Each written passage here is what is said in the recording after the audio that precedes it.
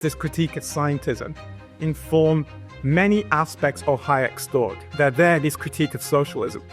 Socialism doesn't work according to Hayek precisely because a planner's imagination is highly limited. People in the Austrian tradition are pointing to the idea of how the belief amongst central bankers or other actors that they can manipulate macro variables can lead to things like the financial crisis of 2008. We regarded Friedman's work as just as dangerous in some respects as Keynes's general theory.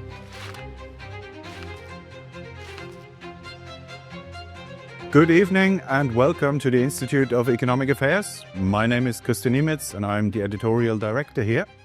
Today is the 50th anniversary of Friedrich August von Hayek receiving the Nobel Prize in Economics and delivering his acceptance speech.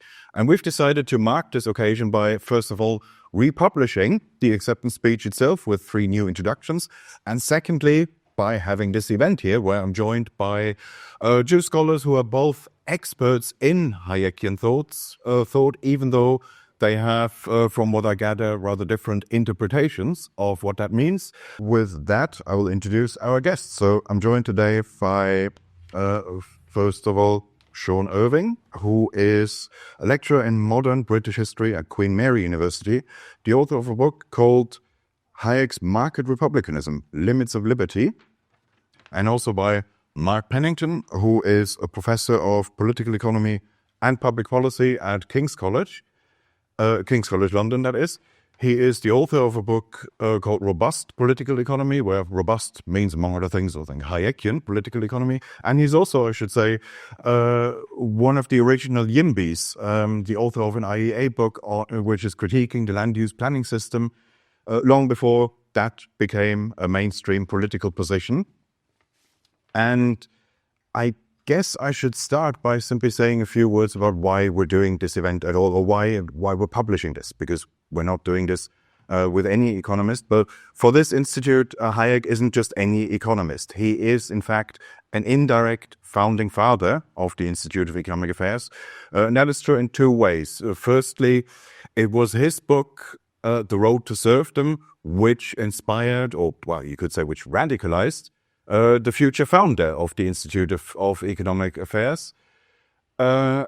And that was, the Road to Serfdom, of course, made the case that a planned economy, which had a lot of supporters at the time, a planned economy would not just immiserate the country, would not just be a bad idea purely from an economic perspective, but it would also lead to political tyranny. And Hayek said, and this was, of course, in 1944, so during the final stages of the Second World War, he said it would be the ultimate irony if Britain successfully defended itself against one form of tyranny just to impose a different kind of tyranny later on upon itself and completely voluntarily. That radicalized Anthony Fisher, the future founder of this institute. And then secondly, Hayek also wrote a paper in the late 1940s, which I guess is the closest you can get to a blueprint for, well, not just this institute here, but think tanks in general. Hayek had a particular idea. Well, the paper was called Intellectuals and Socialism, and he outlined an idea of how political change happens over time. He had a model in which politicians don't actually have that much influence. He thought that politicians were constrained by the political climate, the political zeitgeist that they inherit, and which they cannot do much about. They just have to take that largely as given. And that means if you become a politician, which was Anthony Fisher's first idea, if you become a politician under conditions where the climate of opinion is very much against you, then you just won't be able to do much. You will just be isolated and it will be a lost cause. Hayek said what you have to do really is reach the opinion formers, by which he meant people who work in the media, in academia, in the arts and cultural sector. You have to reach those people, and they will be opinion multipliers. He said at the time, those people were very much hostile to classical liberalism, hostile to the market economy, and what we saw in politics was called the post-war consensus, was just a reflection of that. Politics was downstream from this broader climate of opinion. And his advice to Fisher was, try to reach the opinion formers. You need to get a sufficient number of them on board, not all of them, but just a critical mass. And once that happens, that will spread more widely, and that will create a climate of opinion in which the kind of reforms that you want to see become possible. But you won't achieve that by going directly into politics, because that will be a shortcut, which Hayek thought wasn't possible. So that is the reason why Fisher then went on to set up this institute. Of course, Hayek was also an IEA author in his own right in the 1960s and 70s. And every now and then I look at the list of publications by number of downloads. And even though Hayek, I think he would have had no idea what the word download means, but he is, some of his classics are still fairly high up there. And especially The Nationalization of Money from 1976, I think it was, an all-time classic, still one of the most widely read publications. So he is definitely extremely relevant for this institute. And we will now talk about why we also think he's relevant for people outside of the institute. Mark, why don't we start with you? Okay, well, I'm going to focus my remarks on the content of Hayek's Nobel acceptance lecture, which is entitled The Pretence of Knowledge. And if we want to understand what Hayek was getting at in his Nobel lecture, we need to situate it in relation to his broader critique of scientism in the social sciences. So I'll begin by summarizing those ideas and set out what I see to be their contemporary relevance, and also some of the challenges they raise for a kind of Hayekian-inspired approach to public policy. So by scientism, Hayek refers to the slavish application of natural science methods to social phenomena. By that, he's referring to a stimulus-response model where the scientific observer develops quantitative predictions of how an element will respond to changes in background conditions. Though relevant to some aspects of natural science, this positivist model is not relevant even for certain natural science settings, when A, the number of factors generating the background conditions are too vast to be observed or controlled for by the scientist, and B, where the elements in question do not interact in a linear fashion. In these circumstances, Hayek argues, all we can hope for is what he calls explanations of principle, how a certain pattern or order may form, but we will not be able to predict precisely the form that that order will take. He argues that the example of evolution by natural selection is the paradigmatic natural science case of this type of explanation. The theory of evolution by natural selection is not a predictive theory. It is not one that can be tested in a positivistic sense. It is more like a narrative explanation of how certain kinds of pattern form. If we turn to the socio-economic world, the challenge of scientific understanding, Hayek argues, is not simply the number of variables that impinge on human action, but that there may be no constants in how people respond to whatever variables may be in play. How human beings adjust or adapt to changes in the behavior of others in their environment or to external stimuli will be dependent on the subjective and changing mental models of the world that are contained in their heads. This means that it may not be possible to specify even a range of likely responses to any given set of local or external stimuli. People are not like iron filings, brute objects responding to a magnetic force field. They are creative actors, and it's often the actions of creative outliers that destabilize social patterns and drive processes of social change in unexpected ways. There is no law of large numbers in human relationships. They're characterized by creative novelty, not fixed laws of nature around which random perturbations somehow cancel or average each other out. Social interaction, argues Hayek, should be understood as a process of ceaseless and sometimes turbulent change brought about by the generation of disruptive ideas, processes, and ways of doing things. We see this in financial markets, where prices change often not through small variations around a stable mean, but sudden shifts in response to changes wrought by entrepreneurial outliers whose behaviour generates cascades of imitators. What Hayek is getting at here is a scientific critique of the idea that human society can be predicted. And it's summarized, I think, best by a recent contribution from Philip Tetlock, who's looking at the record of people who claim to be basically expert forecasters of socioeconomic phenomena. And Tetlock argues when you look at the evidence, they're no better than, and this is the quote I like from him, darts-throwing chimpanzees. Okay, dart-throwing chimpanzees, they have about as much success in predicting the future as do experts who claim to have predictive knowledge of social phenomena. Now, these kind of ideas, this critique of scientism, inform many aspects of Hayek's thought. They're there, this critique of socialism. Socialism doesn't work, according to Hayek, precisely because the planner's imagination is highly limited. We cannot interpret all of the localized conditions that only actors operating in the circumstances as they see them can actually have access to. It also informs his critique of macroeconomics.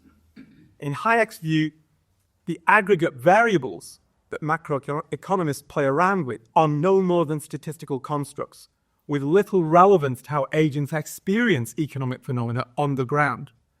This means that macroeconomic planners often don't know how to intervene in macroeconomic situations in ways that will correct for various disequilibria, other than by pure chance.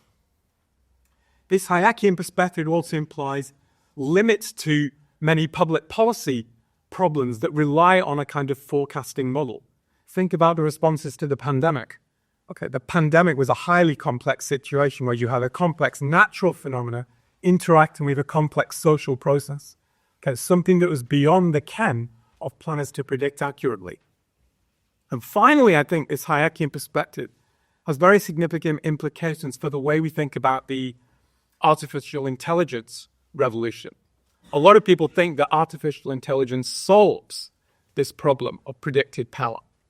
But if you take Hayek's ideas seriously, it doesn't. All AI does is increase the amount of data that any individual actor can actually have access to. And it can pick out pattern regularities that maybe human observers cannot do. But what it can't do is offer interpretations of what those data mean. Data never speak for themselves. It is the creative aspect of human activity that creates unpredictability.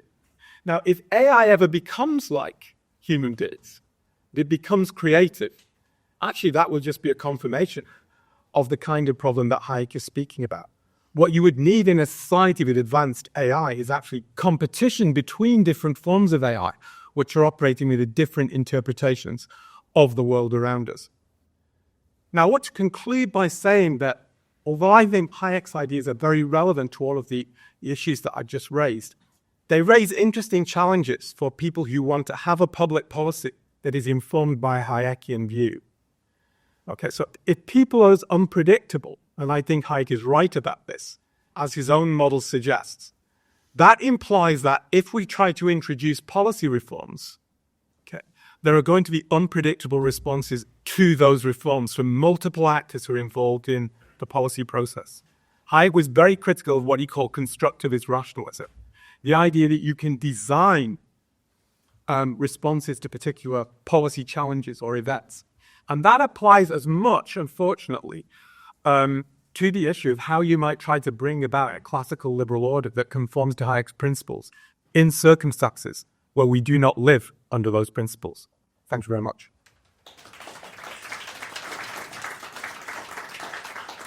Thank you very much, Mark. I'm sure both of you. Thank you very much. And thanks for the invitation to speak this evening. It's a great honour to have this fantastic occasion. Hayek's prize lecture was, above all, an appeal for humility. Having long considered himself to be on the margins of the economics profession, Hayek was surprised to be feted, past its highest award, and invited to speak his mind before its leading lights. And he had a clear message. As a profession, he said, we've made a mess of things. And as we've heard, what brought about this mess was to some extent essentially a form of hubris, a belief among economists that their social science could achieve the same certainty as the natural sciences. This scientism, as Mark has outlined it, involved a belief that it was possible to mould society to our liking, to quote Hayek. Or perhaps we might better say a belief that it's possible to batter society into a shape more to our liking. Because while the lecture itself was directed at the economics profession, Hayek was ultimately less concerned with their hubris than he was with the tyrannical impulses of their sponsors and employers in government. The economists, regular courtiers at the palaces of state, had seduced the statesmen, and it was always men really at this period in time, into thinking that they had the methods, the economists had the methods, for remaking the world. So we might ask ourselves, how does an economist practice seduction? It's not with poetry, and it's certainly not with intrigue. Numbers are their love language, and, they might say to you, whisper, look how happy we might be if only we could just alter this metric. Now, Hayek recognized this practice, and it was one that has only become more widespread as the years have passed by. Indeed, we've even reached the stage today where politicians like to cosplay as economists. Such is their infatuation, as anyone who has listened to our current Chancellor will recognize. In alliance with politicians, economists continue, many would argue, to mess things up. What Hayek identified was a cult of quantification that has only become more powerful. And we should salute his sensitivity in recognizing how its methods could so easily serve as a tool for those in authority to batter, as I said earlier, the complex phenomena he spoke of into a more simplistic and subservient shape. What had taken Hayek outside the economics profession in the mid-1940s, really, was in part an aversion to this sort of quantification. But more than this, I think, it was a desire to understand the institutional conditions necessary to resist authoritarianism. Thus, the legal framework and subsequently cultural and moral norms become central to his work. Only with these in place can the complex phenomena he writes of in his Nobel lecture flourish, only indeed in a free society. And it's a matter touched upon lightly, really, I think, in the lecture itself, but to my mind, Hayek's concern for liberty remains the most important element of his work, because without freedom, the complex orders he celebrates in the Nobel lecture cannot be sustained. While Hayek implores economists to embrace humility, we might think this is a bit of a big ask, to look for pattern prediction and to consider how to cultivate good practice in the manner in which a gardener attends to his plants, as he says, to put aside the numerical hammer. He understands that this is only possible under conditions of freedom, in the absence of the authoritarian who can be seduced. So what Hayek saw, I think, as a problem generally restricted to the macro state level, concerned as he was with the power of governmental actors, has now become epidemic throughout society. In both business and in the public sector, key performance indicators are used by management to discipline those over whom they rule. Indeed, we are all subject to an arithmomania of the sort that Hayek warned about when he outlined, to quote, the dangers of happily proceeding on the fiction that the factors we can measure are the only ones that are relevant. So, today, ratings, rankings, power and numbers abound. So how to resist that tyranny? Well, here, Hayek again is useful, but he didn't go far enough in my opinion. He was correct that in order to resist domination, we need structures and practices that secure individual freedom and liberty. Yet, as I have said, the dominating alliance of quantification and authority also exists within business. So here too we need safeguards against domination. And this means more equitable forms of ownership, with wealth and power less concentrated, and more inclusive forms of governance in the workplace.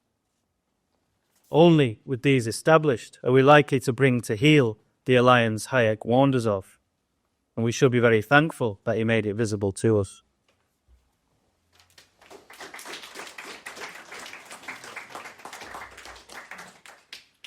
Thank you very much, Sean. Before open to the floor, I'll ask a few questions. I'll use my position as chair rather to ask the first questions.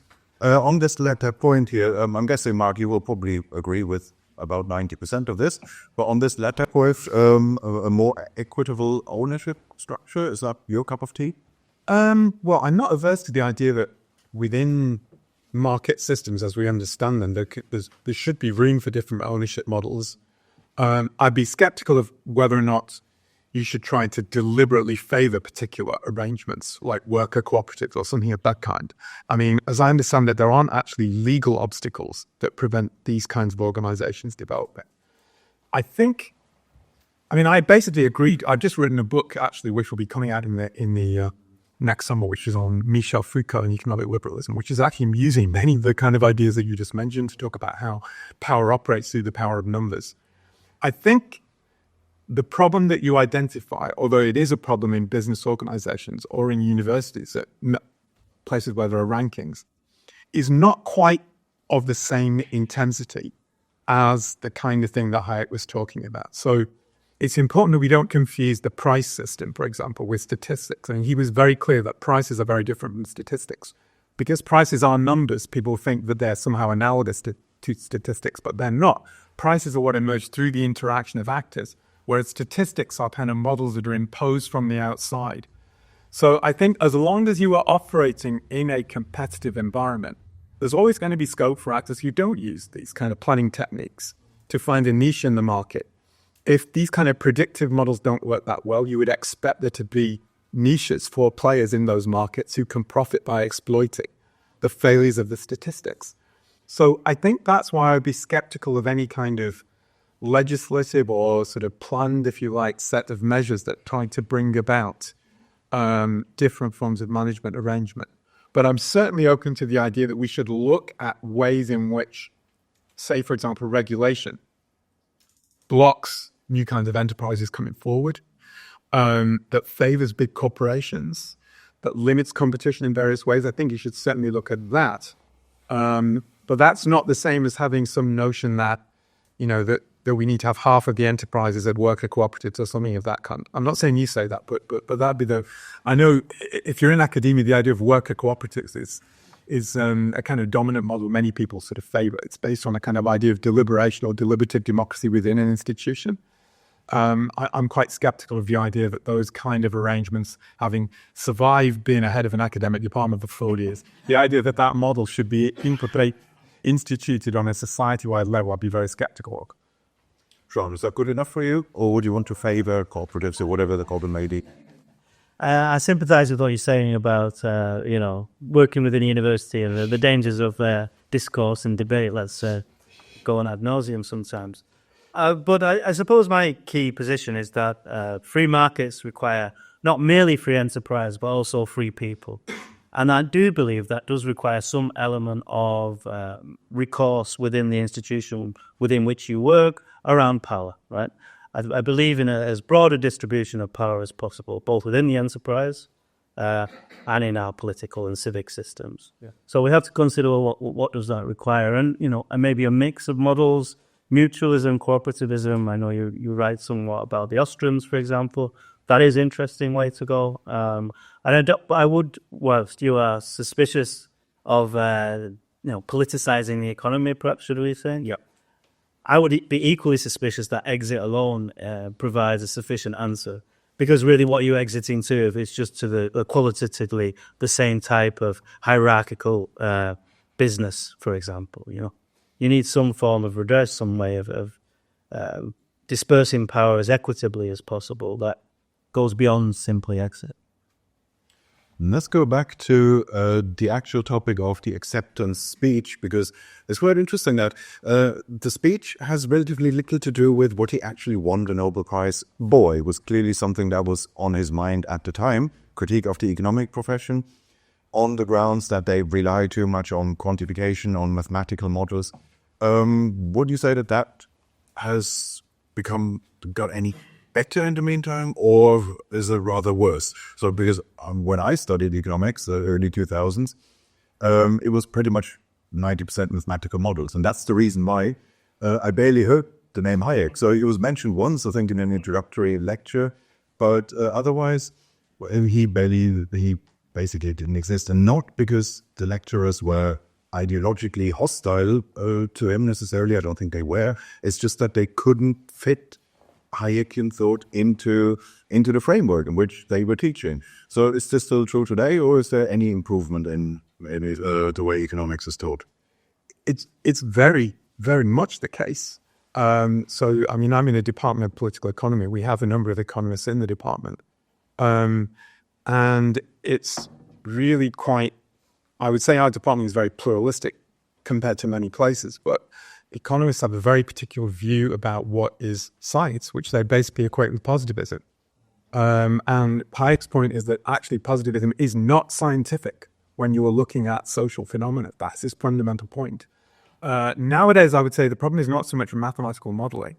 It's the idea that you can have empirical evidence that somehow tracks causal properties or relationships between variables. So the big developments in economics in the last 2 years have actually been in the empirical fields, where there is an obsession with the development of experimental methods and what's called causal inference modeling.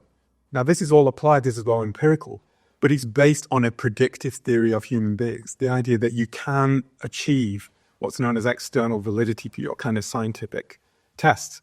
And this is spread out increasingly into political science as well. Political scientists are now obsessed with this idea of having experimental methods. And in this case, you've got a combination of a fixation on numbers, but also a fixation on experimental design, as if people are like iron filings or atoms in a laboratory. So these ideas are deeply entrenched. And the great shame is that there are very few people from a kind of broadly free market sympathetic perspective who appreciate the depth of Hayek's critique of these kinds of ideas. In many ways, the kind of criticisms that Hayek would offer of these kind of methods are similar to what a lot of left-wing social constructionists would offer as statistical methods. They are basically what will be considered social constructionist critiques of positivistic method in social science. And in that sense, I think it's a shame that people in places like the IEA, but people in the classical liberal movement more generally, don't appeal to people more in the arts and humanities, actually, because the arguments he's putting forward are much more sympathetic to those kind of ideas than the kind of scientistic prejudices that economists have. Sean, what's your take on mainstream? Well, my experience is somewhat limited. I'm trained as a historian, so how Hayek is taught in economics departments is not something I'm particularly familiar with. But I do think we need to be cognizant of Hayek was not simply an economist. He was many things. He was a cultural, social theorist. He was also a historian of ideas. Let's not forget. I was, I suppose, trained in intellectual history.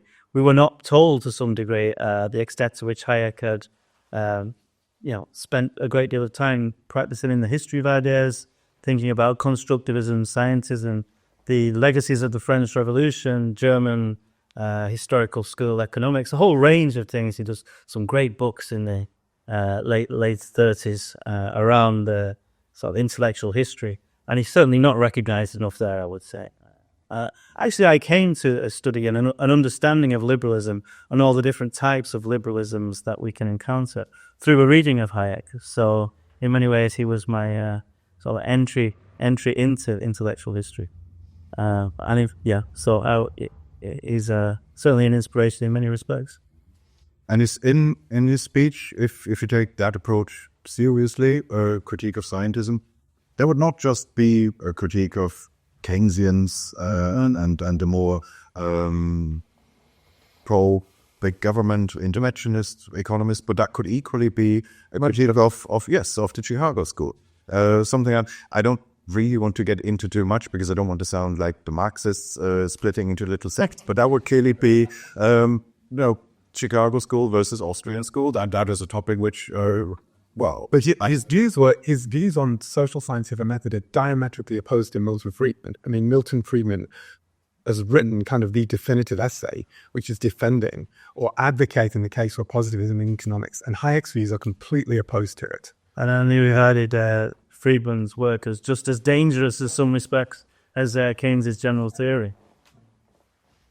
More narrowly, the Nobel Prize was, well, they mentioned two things. His contribution to the socialist calculation debate in the 20s and 30s, but also the Austrian business cycle theory. Do you have any particular views on that? Has that aged well? Because that's another one where even within Milton Friedman, otherwise very much agree with Hayek policies, but not on the business cycle theory. Any thoughts on that? On the calculation debate, the arguments in the Pretence of Knowledge lecture are fundamental to that debate, because the point is, the term calculation in that debate is quite confusing. It's really about how data are actually produced and the idea that there are rival interpretations of the data. And it's through competition that you get a kind of learning process happening. Whereas if you assume that all the data are given, as he puts it, to a single mind that can compute all the implications, then you could have socialism. It's precisely that people disagree about the nature of the data and that the data themselves are uncertain that requires some kind of competitive process. I think his business cycle theory is still relevant in the sense that people in the Austrian tradition are pointing to the idea of how the belief amongst central bankers or other actors that they can manipulate macro variables can lead to things like the financial crisis of 2008. So you get people believing that they've ended the cycle, they'd learned how to control interest rates or set the level of credit at the appropriate rate. And this is kind of hubris. It may work for a short period, but the likelihood is there'll be unexpected events which completely upset that apart. And that can inform, I think, views about the kind of regulation that we ought to have. So I don't think a Hayekian perspective implies that there should be no regulation of finance, for example. But it would imply that the regulation that you have is kind of, I would say, competitive and adaptive rather than anticipatory. You shouldn't have regulations that are based on the capacity of regulators to predict the future, because all the evidence is that they can't, and that whatever the next crisis is going to be very different in form to ones that we've had in the past.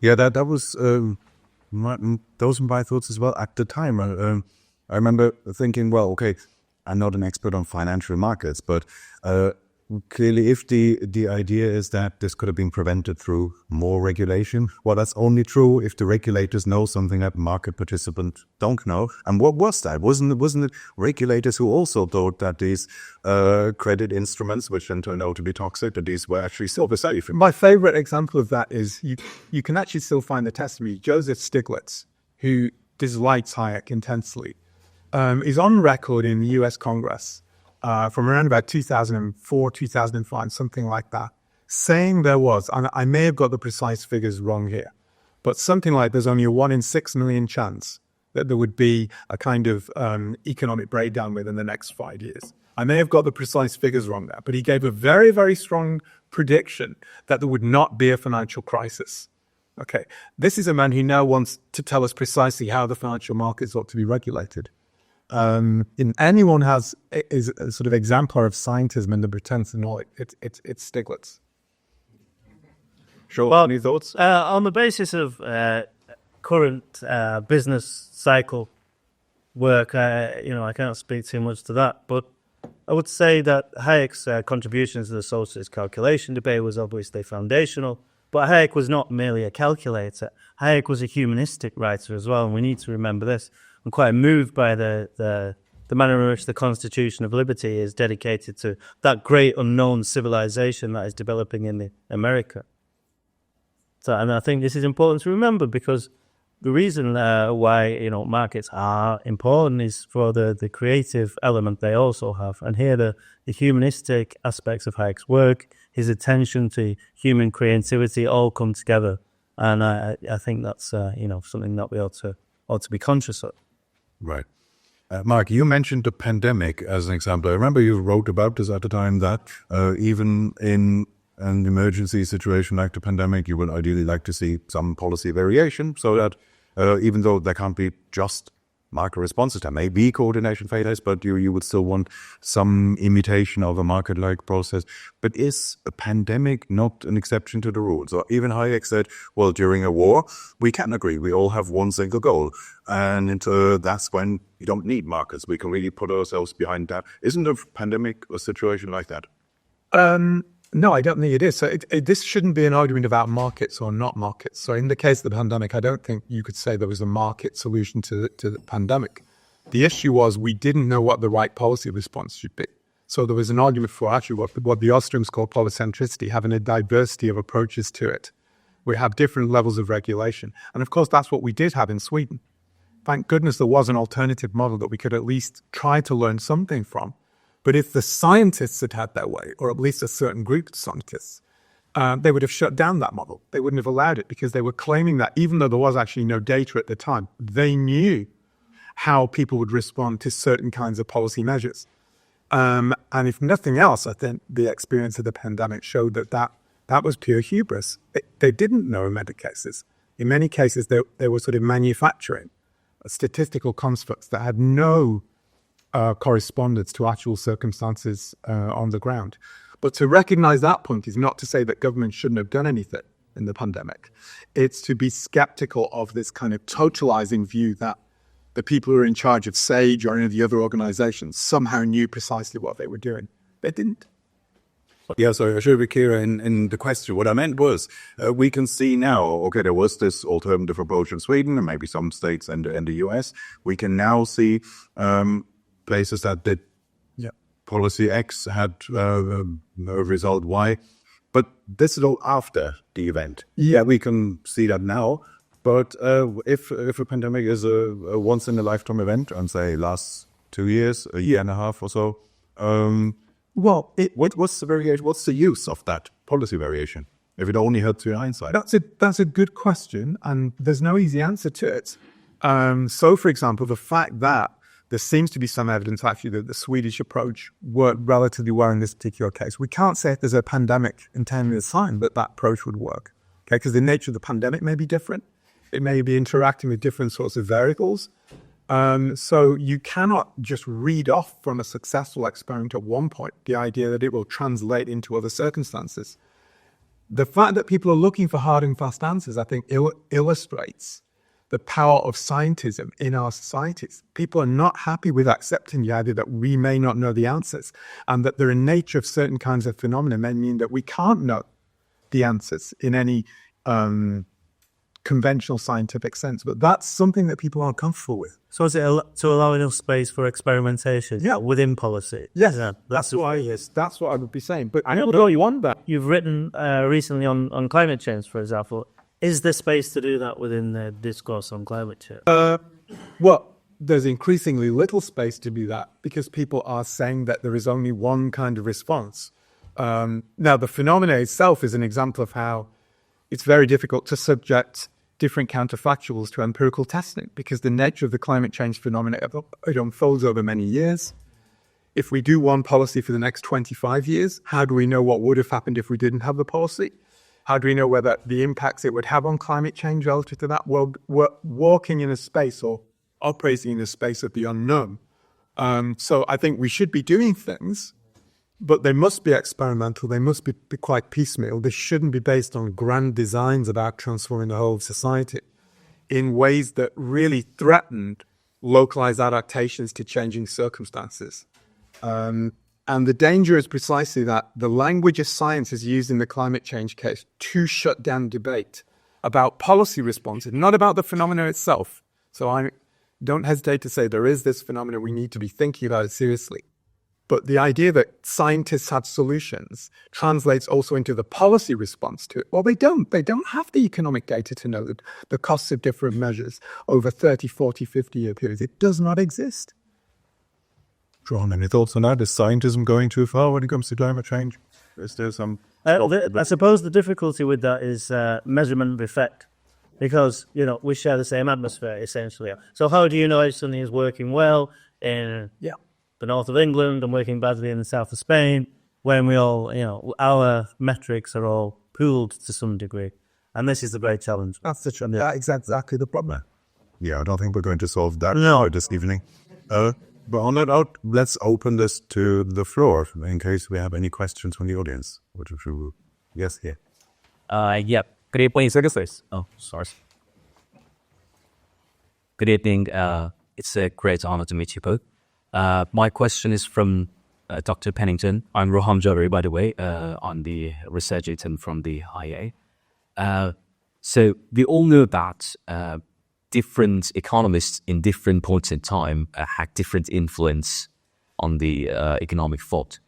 Well, I'd like to know, was Hayek in the mid-1970s and 1980s as influential as Keynes was between 1930s and 1970s? I mean, could Hayek draw attention as much as Keynes did back in 1930s and after the publication of General Theory? Thank you so much. I don't think he was as influential. So Keynes managed to capture, for the worst, in my view, a kind of new zeitgeist. Keynes himself, I think, actually in many ways was skeptical of scientism, but the people who followed him really were scientists as Hayek understood them. And Keynes in macroeconomic models became the way to do macroeconomics. Hayek never had that effect. I think he did have an effect in maybe creating a new appreciation of the role of competition. And you can trace that back to the associates calculation debate, sort of more Schumpeterian type notions of competition, which maybe are not just Hayek, but other members of the Austrian school. People started to recognize the significance of those, rejecting perfect competition as a benchmark. But these were not transformative in a disciplinary sense. And the main reason was, for the things that we've been talking about, that economists believe in a certain model of science. And Hayek's whole approach is to say, this is wrong. It's not scientific. He's offering a scientific critique of the claims of the so-called scientific method that economists are using. And they just can't get their head around that, or they can't accept that they'd have to overturn what they taught is actually science. And he's saying it's not. Sure. Was there a gold age of Hayekianism?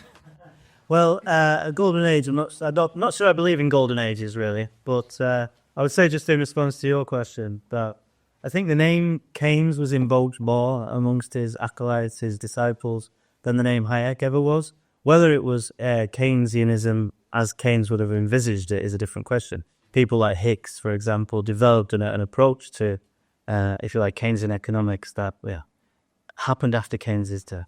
But I think people, we are Keynesians. Fewer people said we are Hayekians. Well, we say that here. Yeah. Question from Chris Snowden. Hello, Chris Snowden from the IEA, big fan of Hayek, as you may expect. I just want to say that in the Hayek speech and elsewhere, there's clear distinctions between organizations and orders. The order being, to put it simply, to macroeconomics, the economy of the entire country, which he rightly said no economist could get enough information about.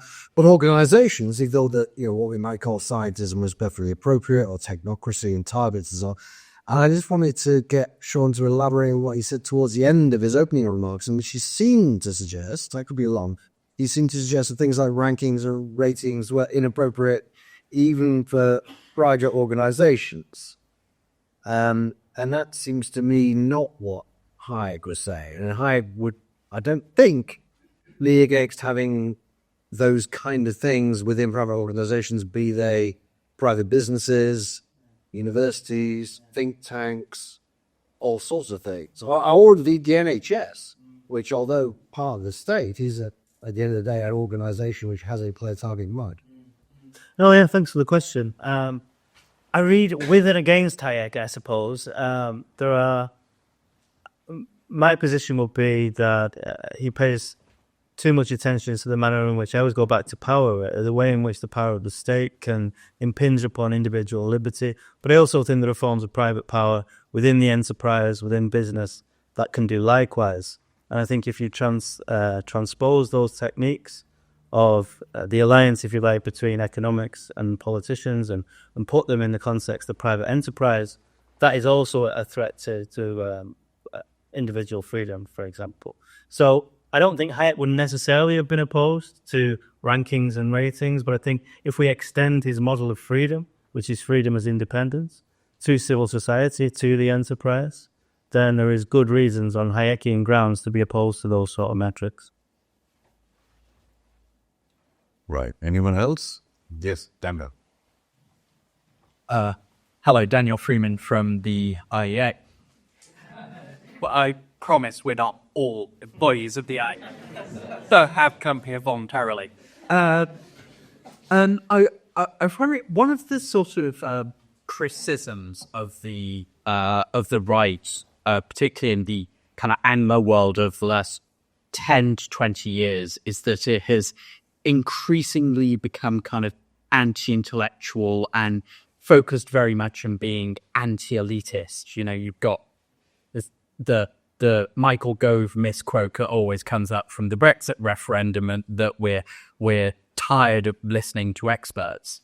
Comes up a lot when criticizing the right in Britain, at least. Is there any sense that this might have emerged in part out of these sort of Hayekian arguments against scientism, or is it just completely unconnected? Is Michael Gove secretly Hayekian? Did he take it a bit too hard? I think there's an antipathy towards being told what we want to do, right, by those who may take some inspiration from Hayek, because there is a commitment to individual independence, liberty in that respect, not being lectured to, not being hectored. Now, whether that comes out of a critique of scientism as such, that might be a bit tenuous. But I think there's a certain disposition. It has a resonance with Hayekian priorities to reject that sort of hectoring. But whether it comes out of that specific intellectual critique of scientism, I'm not too sure about that. My thoughts on that. Could there be such a thing as a Hayekian populism? Or is that a contradiction in terms? No, I mean, because what we've got to recognize is that Hayek is offering an expert or scientific critique of expert rule. So he's not offering a populist critique. He's using a set of principles, as scientific principles, as he understands them, to undermine the claims to expertise of other social scientists. So, he's not eschewing expertise in that sense. So I don't think he's a populist. I suspect Michael Gove actually had read Hayek. So Michael Gove's views have changed over time. If you listen to Michael Gove 20 years ago, he sounded like a libertarian who certainly had read Hayek. That is not the Michael Gove that we recognize today from the period of the pandemic or over the way his views have developed in the last sort of 10 to 15 years. But I suspect in the case of when he made those comments about experts, there probably was some kind of lasting legacy of having read some of Hayek's ideas about scientism, or the limits to the claims of sort of planners and economists to be able to predict the future. I wouldn't be at all surprised if that was the case. A steel manning of Michael Gove's argument. Yes, over here. Hi, my name is Paddy Craig. I'm not from the IEA. Consequently, my question will be rather simplistic relative. I was lucky enough to be taken to Stockholm shortly after the pandemic. The sense I got in Stockholm was the disappointment that Swedes felt towards the English. Now, the French and the Italians and the Germans were expected to panic, but it was clear in Stockholm early on that that things should be taken rather more calmly, as you said earlier, Dr. Pennington. And this is not hindsight. This was clear within 6, 7, 8 weeks. Thank you. Thoughts on that? Well, I mean, I'm very sympathetic to that point of view. I mean, what struck me was how people were making claims in that period about data that didn't even exist. Gradually, I think you're right, as we started to get data that was suggesting maybe some of the models were over-egging certain sorts of claims, then perhaps they could have been corrected. But you have to recognize in those circumstances that I think people were genuinely fearful. So I don't want to blame people for what they did. What I would say, though, to push back slightly against that, is that the claims of many scientific experts would have been undermined in multiple other areas if the scientists had given up on the initial kind of claims or models that they wanted the rest of us to believe. So a lot of scientific expertise in many areas is really partly dependent on blocking out other models. We see this in multiple areas of public health. It's not just in the case of the pandemic, it's on dietary guidelines. It's in multiple other areas where a particular view comes to dominate and then other views are demonized. And the reason for that is they basically don't want competition of views, because once you allow for the fact that there's competition between experts with different views, people start to think, well, why can't I pick my own expert? Why do I have to have the expert chosen for me by those who claim to have some kind of meta level of expertise? And that's a big problem, I think. Does that degrade the category of expert, though, this idea of a choice or competition between experts? I don't think it does. I mean, I think people can see that, I know when I feel unwell, I would like to get medical expertise that I don't have myself, but I would like to be able to think that I'm capable of choosing, either on my own or through advice of other people, the kind of expert I might consult. And I think that is true in a public policy setting as well. So this doesn't just have to be about private choices, even in a public setting where we may have no option other than to have some kind of governmental solution. We need to have choice of experts, and we shouldn't be having a model or a kind of discourse which operates in ways to close down certain views. But that's what tends to happen. I mean, I think it has a good reason. You said this at the time. Yes, I did. I've written 2 papers on the pandemic that do actually say this. Yeah, it was all on the website. Further questions? Yes. Thank you. I'm Ronnie Heyman, also not from the IEA. I'm very sympathetic to how, sort of, in the general discussion, the critique of scientism and came about, and how also Hayek's critique of scientism. But I'm wondering, sort of also in terms of what you just said about how that sort of transposes onto different other sciences, or also maybe into other areas of life. So one thing that triggered my interest, so you said, Mark Pennington, you said that it might be interesting to look to the humanities and other kinds of sciences to sort of, I guess, get a sense of this creativity of human beings that you emphasized. And I was thinking of one of the contemporaries of Hayek, of Hannah Arendt, who sort of locates that particularly in the political. And I was wondering how that sort of fits with Hayek and his emphasis that this creativity maybe unfolds particularly within the economic. So if we emphasize the creativity of human beings, is there a sort of threat of that not only, or is there an incompatibility of that happening not only within the economic but also in the political? So if we experiment in the political, might that involve maybe planning the economic or something else? Yeah, thank you.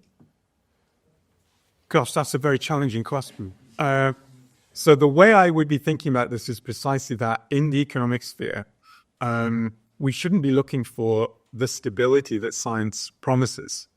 So if you think about, not speaking about Hayek specific, but Joseph Schumpeter's idea is that capitalism is opposed to creative destruction. Okay, so whole areas are obliterated. There are unexpected events. Whole industries get wiped out. New ones are created. This is a dynamic process. It's a turbulent process. I think a big challenge actually for people like me who believe in those ideas is that in today's world, people don't seem to want that creative disruption. They actually want stability. They think they want a kind of conservatism. Now, yes, I think I would also want to say we need creative disruption in the cultural realm, in the political realm as well. But there can be dangers associated with that. So you have a paradox where we need there to be enough, and this is something that Hayek himself emphasized, there needs to be enough commonality or stability on some thin areas so that people can actually get on with their lives and have reasonable expectations while allowing for this creativity to unfold.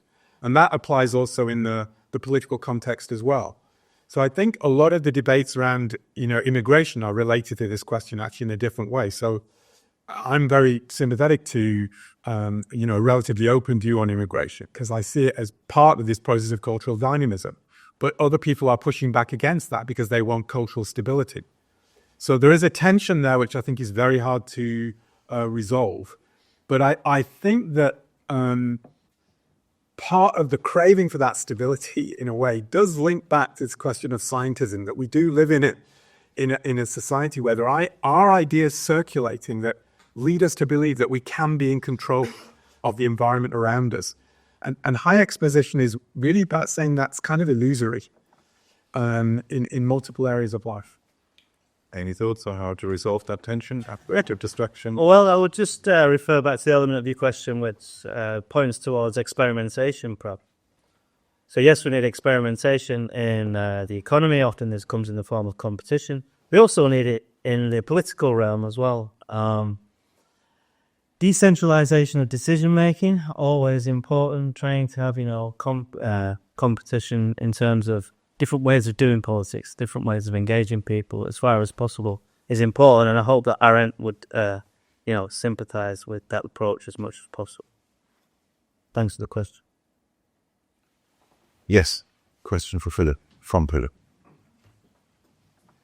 I sort of asked this question tentatively. It's not very well formed, I don't think. But so we've got on the one hand, Hayek arguing that a certain type of scientific method, and it really is a certain type of scientific method, is being abused in the economics and other areas of economics.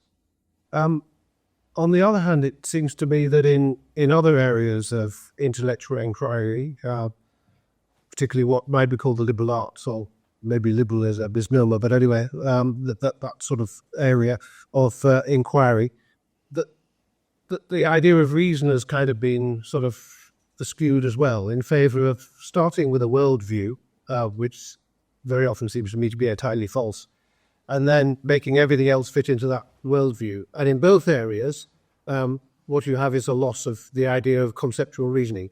So in the financial crisis, indeed before the financial crisis, things like the failure of the equitable, you didn't need a mathematical model to know that things were going wrong. You just needed to be able to understand conceptually what was happening. So it's actually in both sectors, the arts and the sciences, that the problem of the lack of the sort of process of logical conceptual reasoning, which would have been the way we did in intellectual inquiry from the Middle Ages onwards until we sort of discovered mass computation. Is that the problem perhaps in both areas? I don't know. I mean, I think, so in the case of arts and humanities, some of the areas that you're concerned about, Philip, I actually think there are strong parallels between some of the criticisms that people in those traditions have made in areas like gender, sexuality, these kinds of questions, with Hayek's critique of scientism. So people like Foucault, who are part of that whole tradition, are precisely pointing out in certain circumstances the abuse of science. People claiming to have scientific truths about human beings that actually turn out to be just historical contingencies. Beliefs that certain agents may have an interest in propagating. Now to recognize that doesn't mean to say there is nothing scientific we can say about human beings. Okay, so it doesn't mean that you have to move over to the position that sex doesn't exist or something of that kind. It simply means recognizing that we're not always sure what is a fixed aspect of human beings, some kind of fixed essence of a natural type, and something that is socially or culturally varied or constructed as they would understand it. So in that sense, many of those thinkers are applying a critique of scientism, the idea that the scientific knowledge of the human psyche, in a way that is analogous to Hayek's critique of scientism in economics.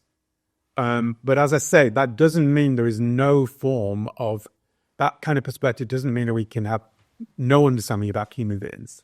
That the only things that we know about human beings are simply the result of some kind of power relationships that are imposed by the scientists. In the same way that Hayek would say in economics, his attack on the pretence of knowledge isn't to say that we can know nothing about economic phenomena. We can understand through a narrative how coordination happens in a market, for example, but that's different from being able to say that we can predict it in a sort of quantitative and long-term sense. And I would just add to that Hayek was very inspired, I think, by Karl Popper's idea of verisimilitude. We're not simply moving towards a set defined essential truth here. We're doing our best as social scientists as well as natural scientists to move towards a better understanding of the world. That's reason, not having a preformed idea of, what we want to discover. We're on a journey. We're moving towards things. And Hayek and the idea of creativity and competition is all very much at the heart of that. We have time for one final question. Oh.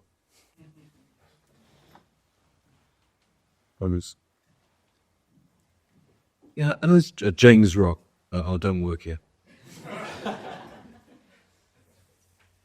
And as I come to an event like this, I meet people who have work or even look through people who work in financial markets, people who value their own liberty.